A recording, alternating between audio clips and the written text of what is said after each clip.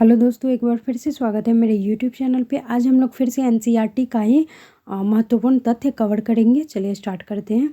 देखिए, सबसे महत्वपूर्ण जो तथ्य है, देखिए यहाँ पे ये याद रखिएगा कि लेखा चांगपा। लेखा चांगपा क्या है, आपसे पूछा जाएगा कि लेखा चांगपा किससे संबंधित है। तो ये जो है भेड़ बकरियों को रखने की जगह होती है। ठीक है, लेखा चांगपा भेड़ बकरियों को रखने की जगह होती है। और इसे कैसे बनाया जाता है, तो दीवारों या पत्थरों को एक दूसरे के ऊपर रख कर बनाया जाता है। ठीक है, याद रखिएगा। ढोगा क्या होता है, तो ये एक तरह का हाउस बोट है और ये डल झील या झेलम नदी में ही चलती है, ये याद रखिएगा। अगला पॉइंट है हम लोगों का, कश्मीरी लोग अपने खाने के लिए रोटी घर में नहीं बनाते हैं बल्कि दुकान या बेकरी से मंगवाते हैं। ठीक है, अगला पॉइंट हम लोगों का है 26 जनवरी 2001 में कच्छ गुजरात में भूकंप आया था, याद रखिएगा। आपसे पूछा जाएगा कि 26 जनवरी 2001 में कहाँ भूकंप आया था, तो कच्छ गुजरात में आया था। ठीक है, अब देखिए अगला पॉइंट है, सांस गर्म होती है और शीशा ठंडा, इसलिए सांस के साथ आई भाप से ठंडे शीशे पर पानी की बूंदें बन जाती हैं। यही नमी शीशे को धुंधला कर देती है।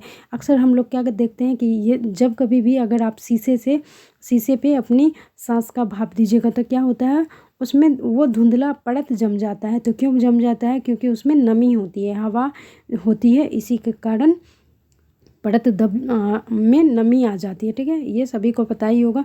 अगला सबसे महत्वपूर्ण देखिए तथ्य ये है हम लोगों का कि डॉक्टर भीमराव अंबेडकर जो हैं, ये संविधान को बनाने में इन्होंने मदद किया था। हमारा जो संविधान बना था वो डॉक्टर भीमराव का बहुत ज़्यादा योगदान था और इन्होंने इसीलिए इनको क्या प्रारूप समिति का अध्यक्ष बनाया गया था। किनको, तो आपसे पूछा जाएगा कि प्रारूप समिति के अध्यक्ष कौन थे, तो डॉक्टर भीमराव अंबेडकर। बहुत ही महत्वपूर्ण। और ये भी याद रखिएगा कि संविधान के जनक किसे कहा जाता है, यानी कि भारतीय संविधान का पितामह किसे कहा जाता है, तो ये भी डॉक्टर भीमराव अंबेडकर को ही कहा जाता है, याद रखिएगा। अगला पॉइंट है हम लोगों का, अगला पॉइंट है देखिए, ये भी याद रखिएगा, ये स्टोरी एक थी उसमें, तो इसमें ये भी इंक्लूड कर दिया गया है। अगर पूछ दिया जाए तो ठीक है, छोड़ने वाली बात तो नहीं है क्योंकि ये ईवीएस का पार्ट है। तो ईवीएस में कुछ भी मतलब जो भी आपका 3 से लेके 5 तक है, तो इसमें कोई भी चीज़ें हम लोग छोड़ नहीं सकते क्योंकि कहाँ से प्रश्न बन जाएगा ये कहना तय नहीं है। ठीक है, तो इसीलिए सभी चीज़ों को हमें पढ़ना है। तो ये भी देख लीजिएगा कि एक 13 वर्ष की लड़की का क्या नाम है, अफसाना मंसूरी है। क्या है, अफसाना मंसूरी, जो बास्केटबॉल की खिलाड़ी थी। और कोच का नाम क्या था, इनके कोच का नाम पूछा जाए तो चूर खान दे दीजिएगा। और प्लेग्राउंड का नाम क्या था, तो बच्चू खान था। जहाँ अफसाना कहाँ क्या करने आती थी, तो प्रैक्टिस करने आती थी। किसकी प्रैक्टिस करने आती थी, तो बास्केटबॉल की प्रैक्टिस करने आती थी। आपसे पूछा जाएगा तो याद रखिएगा इससे। अगला है देखिए, नीम की जो पत्तियां होती हैं इससे इसमें क्या एक खास बात होती है, इससे कीड़े बचाए, मतलब कीड़े उसमें नहीं लगते हैं। तो कीड़ों से बचाता है क्या, नीम की पत्तियां। नीम की पत्तियां कीड़ों से बचाती है। ठीक है, अगला पॉइंट है हम लोगों का, बहुत ही महत्वपूर्ण पॉइंट है। देखिए, सन 1997 से 2005 के बीच 1,50,000 किसानों ने आत्महत्या करी थी। तो आप ये याद रखिएगा, आपसे पूछा जाएगा कि 97 से लेकर 2005 तक, ये 1997 से 2005 तक के बीच कितने किसानों ने आत्महत्या किया था, तो ये 1,50,000 याद रखिएगा। अब देखिए, क्रोटन क्या है, तो क्रोटन जो होता है एक पौधा होता है और ये अधिकतर क्या होता है, सूखी ज़मीन में ही उगता है। ठीक है, ये याद रखिएगा। आपसे पूछा जाएगा कि ऐसा कौन सा पौधा है जो सूखी ज़मीन में उगता है, तो क्रोटन नाम का पौधा है। ठीक है, इसकी जो पत्तियां होती है रंग बिरंगी होती हैं और जड़ें ज़्यादा अधिक नीचे गहराई में नहीं जाती है। ठीक है, याद रखिएगा, क्रोटन नाम का पौधा सूखी ज़मीन में उगता है और ये इसकी पत्तियां रंग बिरंगी होती हैं। ठीक है, अब देखिए अगला पॉइंट है हम लोगों का,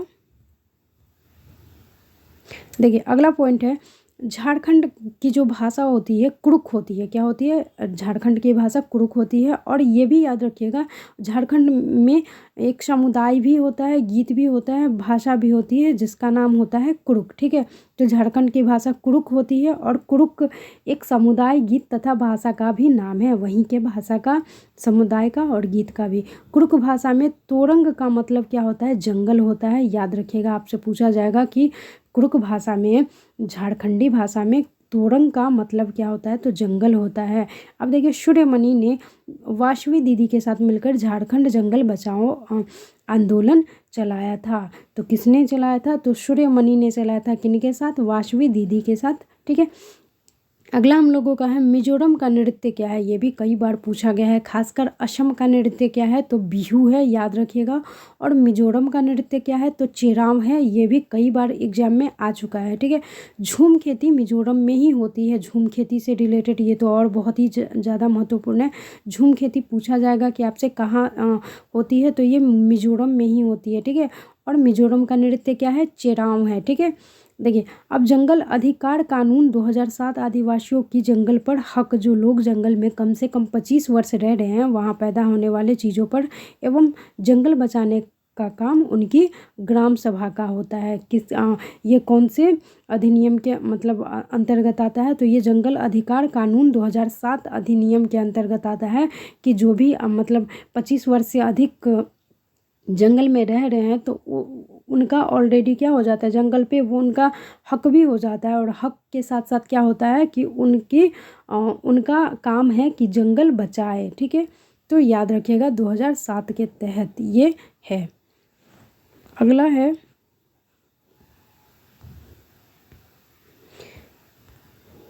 देखिए ये भी बहुत महत्वपूर्ण है, एक सेकंड। अगला महत्वपूर्ण तथ्य हम लोगों का है, देखिए एक टीन, ये बहुत महत्वपूर्ण है, ये भी प्रश्न आया है। एक टीन बीज जितनी जमीन में बोते हैं उसी को एक टीन जमीन कहा जाता है। आपसे पूछा जाएगा कि एक टीन जमीन का क्या तात्पर्य है, तो एक टीन बीज यानी कि एक टीन बीज होता है ना, उतने में अगर हम जमीन मतलब एक टीन बीज के अंतर्गत हम जितने वो बीजों का रोपण जितने ज़मीन के अंतर्गत करते हैं तो उसी को क्या कहते हैं, एक टीन ज़मीन कहते हैं। ठीक है, यानी कि एक टीन में जितना भी बीज आएगा वो जितना विस्तृत रूप से फैलेगा, जितने जगह में वो जितना जगह छेकेगा, ऐसे हम कह सकते हैं आम भाषा में, तो वो जितना जगह छेकता है तो वो क्या हो जाएगा, एक टीन ज़मीन के अंतर्गत वो आ जाता है। ठीक है, याद रखिएगा ये पूछा गया है। अब देखिए ग्रेगर मेंडल से सवाल आ गया। ग्रेगर मेंडल बहुत ही महत्वपूर्ण है। इनका जन्म कहाँ हुआ था, तो 1822 ईस्वी में हुआ था। कहाँ हुआ था, तो ऑस्ट्रेलिया में हुआ था। इन्होंने क्या किया था कि इन्होंने मटर के पौधे पर प्रयोग किया था और पाया था कि मटर के पौधों में भी कुछ ऐसे गुणसूत्र होते हैं जो जोड़ियों में होते हैं, याद रखिएगा। और ये भी याद रखिएगा आनुवांशिकता का जनक कौन है, तो ग्रेगर मेंडल ही है, बहुत ही महत्वपूर्ण, याद रखिएगा। अगला पॉइंट है पोलियो जीवाणु से फैलता है, जन्मजात नहीं होता। पोलियो क्या होता है, जीवाणु से फैलता है ना, जीवाणु से फैलता है, याद रखिएगा। अब देखिए पूरन पाली चने की दाल क्या होती है, मीठी रोटियां होती है। यानी कि पूरन पाली चना ऐसा होता है कि इसके दाल की अगर रोटी बनाया जाता है तो वो क्या होती है, मीठी होती है। देखिए हाथी को उसके दांत के लिए, गैंडे को उसके सींग के लिए, शेर मगरमच्छ और सांप को उसकी खाल के लिए मार दिया जाता है ना, ये भी याद रखिएगा। देखिए सपेरे की पिटरी कैसे दिखती है, तो कावड़ की तरह दिखती है। सांप को बांस की टोकरी में रखा जाता है, ये भी याद रखिएगा। सपेरे टीन के डिब्बे में कई रंगों की दवा रखते हैं, ये भी याद रखिएगा। आपका सीटेट के एग्ज़ाम के दृष्टि से कहिए या आपका केवीएस एग्ज़ाम की दृष्टि से कहिए, अगर ईवीएस आपका कहीं भी है ना, कहीं भी कोई भी एग्ज़ाम में अगर ईवीएस है तो वो आपका यहीं से प्रश्न बनता ही बनता है और कहीं जाने की ज़रूरत नहीं है। इसको देख लीजिए, आपका आराम से मार्क्स आ जाएगा। अगला है देखिए दवाई के बदले सपेरों को अनाज और पैसे दिए जाते हैं ना, ये उसी से संबंधित है। देखिए सांप के डंक के निशान से पता चलता है कि किस सांप ने काटा है ना। अगला है सांप को सपेरे क्या करते हैं, अपनी बेटियों को शादी में तोहफे के रूप में देते हैं। वाह भाई वाह, क्या क्या देते हैं। अच्छा ठीक है, ये याद रख लीजिएगा, यहाँ से प्रश्न बनते हैं, इसको हंसी मजाक में कतई न ले। ठीक है, अगला पॉइंट है हम लोगों का, देखिए खट्टी चीज़ों का नाम सुनकर मुंह में पानी आ जाता है, ये सभी को पता है। यदि हम तीखी चीज़ें खा लेते हैं तो मुंह से सीसी, ये सभी पता ही है, सीसी आने लगती है, ये सभी तो नहीं पूछा जाएगा। जहाँ से पूछा जाता है वहाँ मैं स्वयं बोल देती हूँ कि बहुत ही महत्वपूर्ण है। तो उसको ध्यान में रखिएगा। भूख लगने पर सिर दर्द, गुस्सा आता है, छोटे बच्चे रोते हैं और थका थका महसूस करते हैं, ये महत्वपूर्ण नहीं है। दस्त में क्या होता है ये आपसे पूछा जा सकता है। देखिए जब किसी को दस्त हो जाता है तो क्या किया जाता है, नमक चीनी का घोल पिलाया जाता है, ठीक है, याद रखिएगा। ये भी महत्वपूर्ण है, ये बहुत ही महत्वपूर्ण है। आत्रेयपुरम गांव कहाँ पे है, आपसे पूछा जाएगा अगर कि आत्रेयपुरम गांव कहाँ है, तो केरला, आंध्र प्रदेश, गुजरात, तो क्या दीजिएगा आप, आंध्र प्रदेश, ठीक है। आत्रेयपुरम गांव कहाँ है, आंध्र प्रदेश में है। देखिए आम पापड़ तैयार होने में कितने हफ्ते लगते हैं, याद रखिएगा 4 हफ्ते लगते हैं, ये भी प्रश्न आया हुआ है। आम पापड़ बनाने के लिए चटाई के ज्यूडीना, पेड़ के डंडे, नारियल से बनी रस्सी और गुड़ चीनी चाहिए, ठीक है।